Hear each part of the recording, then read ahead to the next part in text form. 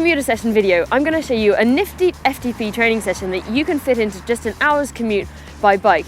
I'm going to be doing it myself regularly because with the Maratona Dolomiti coming up, not to mention the Mystery Presenter Challenge, I want to get fit in as time efficient a way as possible. This is what's called sweet spot training. Now, if you've not heard of sweet spot before, don't be fooled. It's not nearly as fun as it sounds, unfortunately. But it is very good in getting very time efficient FTP training in. On the plus side, this training session gives you a lot of bang for your buck, as it were, in that just an hour you get a solid FTP training session done. This is an excellent tool for improving your power at lactate threshold, 15 to 45 minute efforts, which is perfect for the long climbs you'll encounter at a sportive like the Maratona Dolomiti. It also makes riding at lower power feel easier, which is very useful for a long day in the saddle when you might be pacing things more gently. So here's how it works.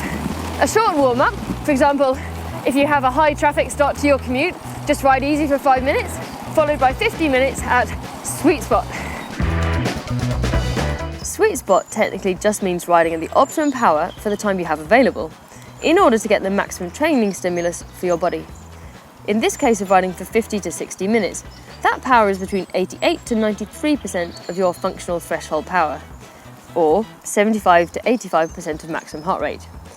If you're just going on feel, that's about 7 on a scale of 1 to 10, so it's uncomfortable, but definitely no build-up of lactate. Every 5 minutes, put in a short standing sprint or surge for about 10 seconds or so. That's enough to stimulate your fast twitch muscles.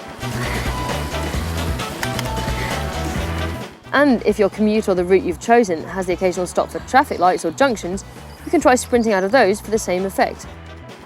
Please just make sure you always look ahead, not down at your bike computer while surging. It doesn't matter whether you're a couple of seconds out in the total time, looking where you're going is really important.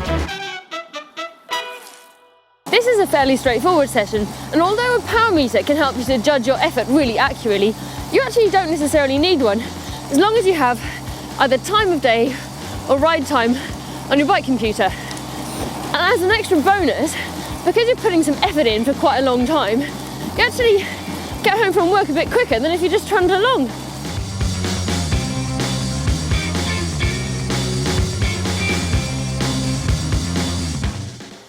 Well, it might be straightforward, but sweet spot training is not easy. Needless to say, you'll need to be well rested and well fueled to do it, and make sure you rest afterwards as well. Don't try and do this session every day of the week. I hope you found this video useful if you're trying to fit training into your commute. If you did, check out the others in the series. They're all about my training for the Maratona Dolomiti, the commuter session series. You could try this one, for example, on how to plan your training when you're short of time, or this one, which is a high intensity interval training session.